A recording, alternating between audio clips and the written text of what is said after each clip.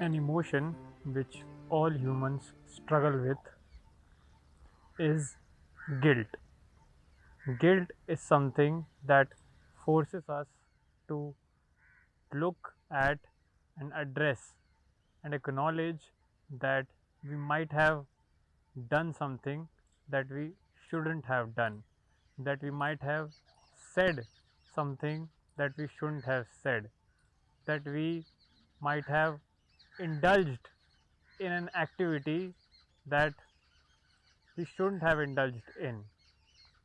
So, the feeling of guilt is there to act as a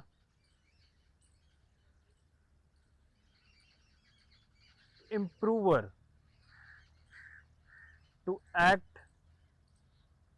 The feeling of guilt is there for us to correct our course, for us to amend our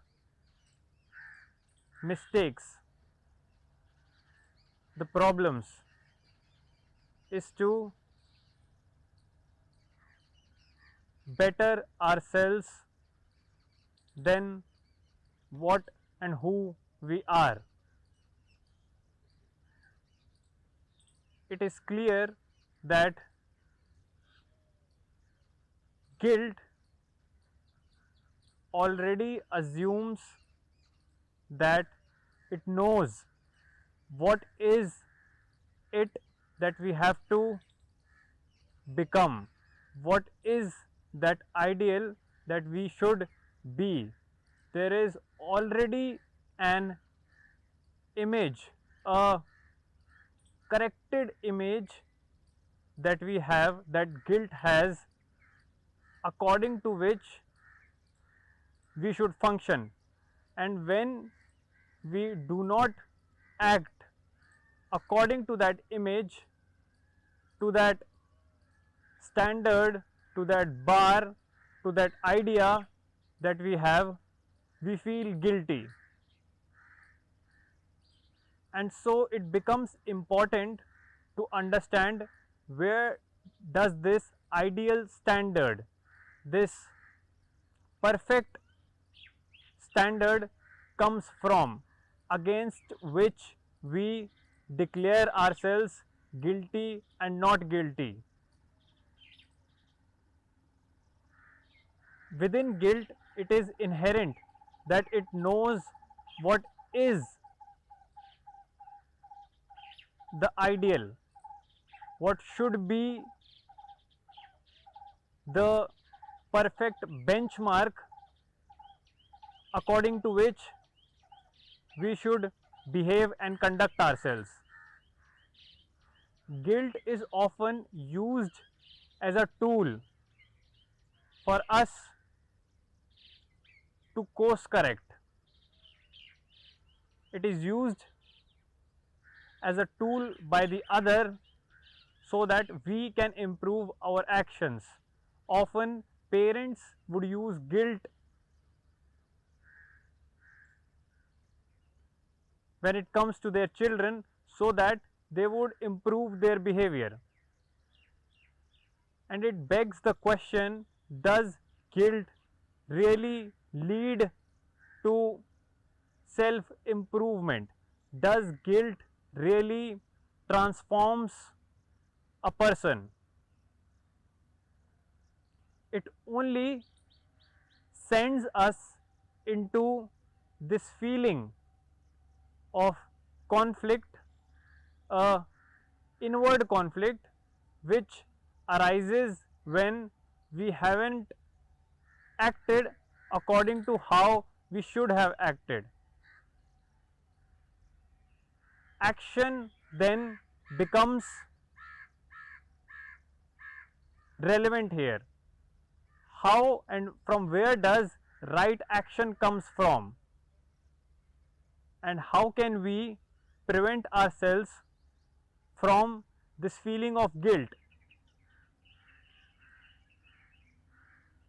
Is there a perfect standard out there, and we who are not so perfect have to align ourselves to that standard? Does that how any transformation works?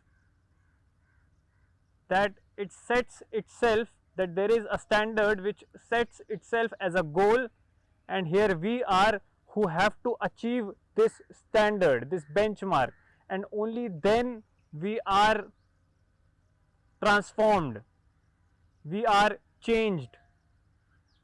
Does that how change works?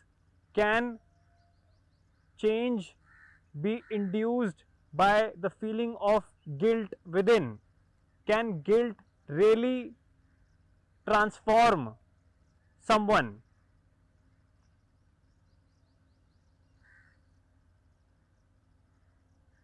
When we find ourselves acting not in accordance to an image, a benchmark that is set in our own mind, that moment is an opportunity for us to look within. That moment has now emerged for us to learn about ourselves, who we really are. And so, instead of aligning ourselves to an existing standard or a benchmark, we should rather go into what the situation is showing us, what the incident is making us see. It is probably that for the first time that we are witnessing, we are coming in contact to who we really are, because a mistake, an act that we shouldn't have done, the words that we shouldn't have said, these, rather than condemning them, rather than course correcting them, rather than trying to solve that action outwardly, we have to use that incident as an insight for who we are within, because that incident, that act that we have committed is now giving a real glimpse into our own character, and that is our real self, not a plastered behavior, not an outward conduct that we think, that we put on and think that we are that conduct, that we are that good behavior. That good behavior is an outward act that we are showing off, that we have put on, and that action that shouldn't have been there, the mistake that we have committed, is now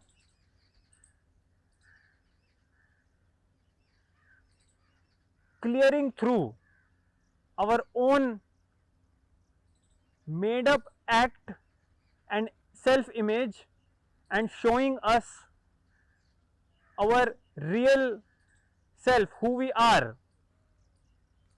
We are that mistake, we are in reality that act that we have committed, we are in reality that words that we have used. The point where that word, where that act, where that mistake has arisen from, we are really that, however petty, however shallow that may be, that is our reality. To deny our reality, our factual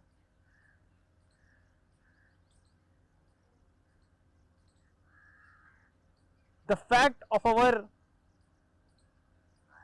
nature, of our being, is to deny our own self.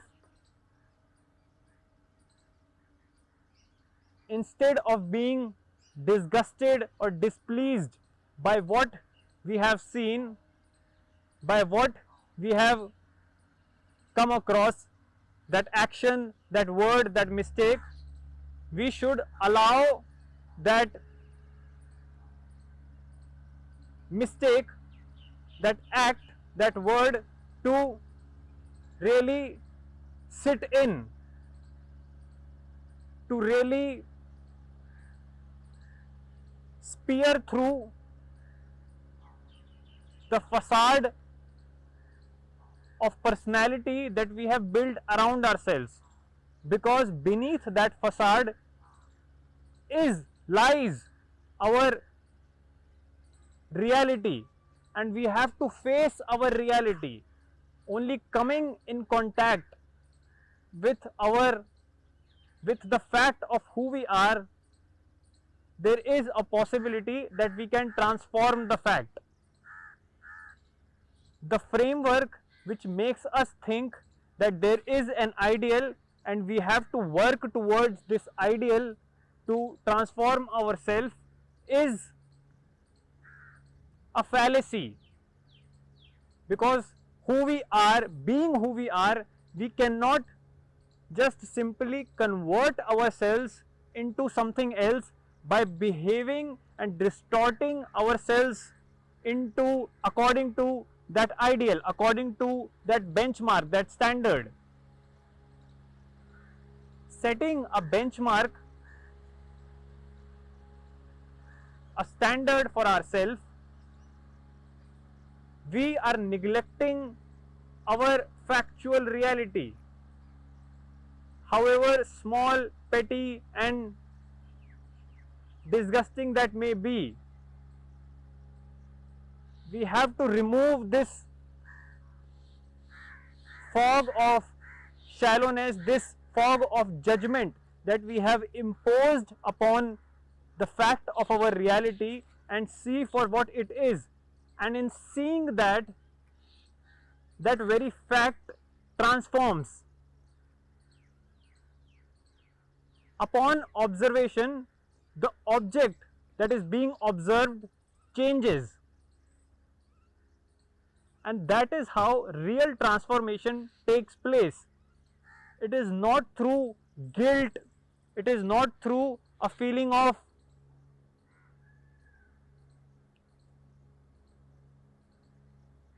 how bad we have done or how ugly we are that we will change, of how incapable and how badly misbehaved we are that we will change. These outward feelings of guilt, of a certain disgust within for ourselves, won't lead to any transformation. It will just make the matter more unclear. It will make the matter more hazy, more foggy, more ambiguous, and take us away from the real transformation. Thinking that we have to become a certain image, that we have to achieve a certain standard, a certain benchmark, delays the transformation, delays the change that can happen within. We are moving away further and further from any real possibility of transformation, because we have moved away from who we really are, from the fact of our reality, towards something imaginary, towards something fictitious. That ideal, that standard that we are setting, which we want to become, is a fictitious entity, is a illusory reality that we are making ourselves believe that we have to become that. And in believing that, we are denying, we are neglecting what is our factual reality, what is the fact of our existence. We may not like the fact, we may be disgusted by the fact of who we are, but again this disgust, this not liking who we are will make us not see directly our factual reality. When we come in contact with our reality without any judgment, without any condemnation, only then we can completely observe the fact of who we are. And in that pure observation alone, the object under the observation will change, will transform.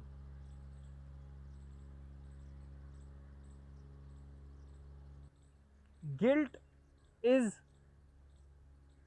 an emotion, is a mental idea which appears as a tool of transformation, but beneath it there is no substance.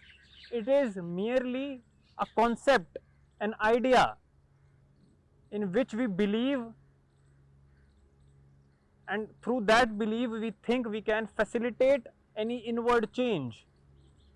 Guilt is just an emotion, an empty emotion that has no substance, and that which has no reality to itself, how can it change our factual reality? The fact, seeing the fact of our reality, of our misdemeanor, of our foul language, of our distorted way of thinking, that seeing is substantial, that is the real thing. And when this real thing, this observation, sees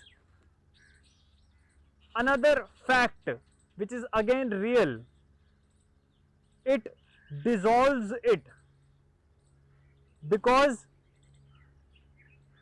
two substantial things are now finally coming in contact with each other, and this looking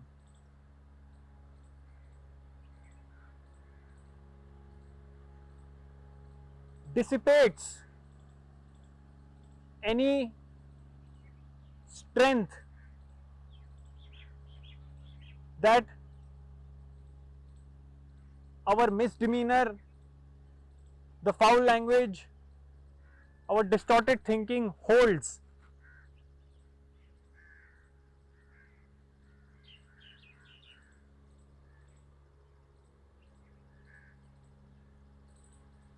This only, we can only strengthen our distorted thinking,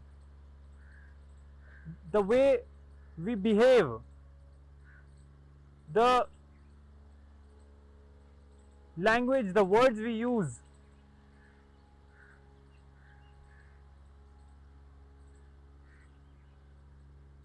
They can only strengthen and grow in ignorance.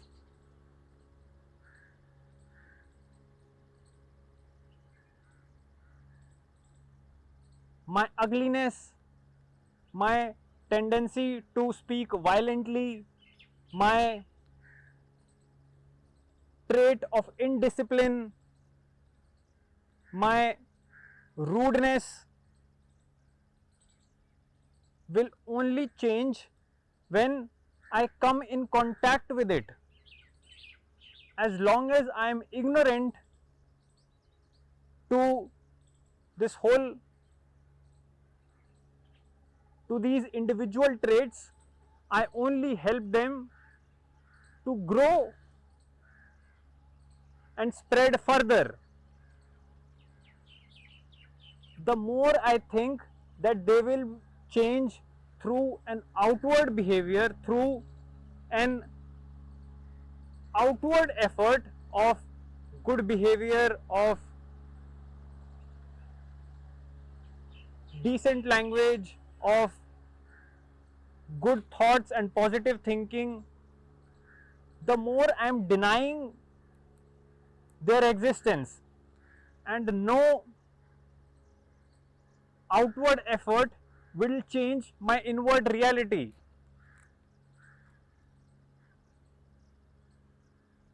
Any outward effort will make this pendulum of ugliness swing further in each direction. The more I apply outward force on it, the more it swings, the more it gains momentum, the more it possesses any, the more it possesses the vitality. I have to dissipate its vitality, its momentum, its strength. And the only way I can do that is to come into the contact of my own reality directly.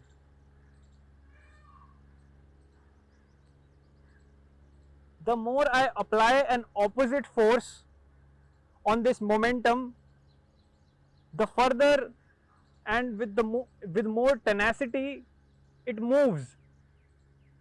I strengthen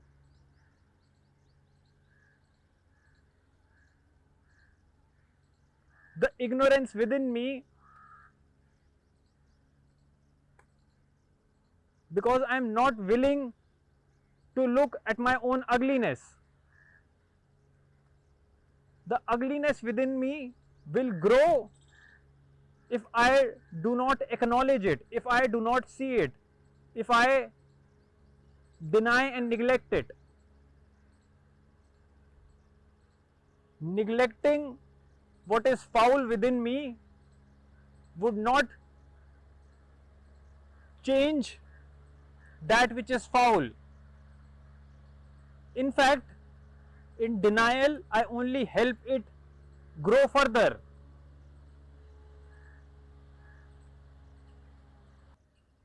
When I observe my behavior and understand where this behavior comes from and go into the roots of it, when I understand where my indiscipline, my lack of any restraint, my lack of any restraint, when I come in contact with them and understand why I behave the way I behave, understand why I speak the way I speak, what is it within me that makes me act in a certain way. Finding this out, finding the reality of myself, who I am. Only this search, this inward search within me can facilitate any real change, any transformation. And without understanding myself, I can try innumerable outward methods. I can affirm myself with positive statements. All of that would be a waste of effort and would lead to no substantial result.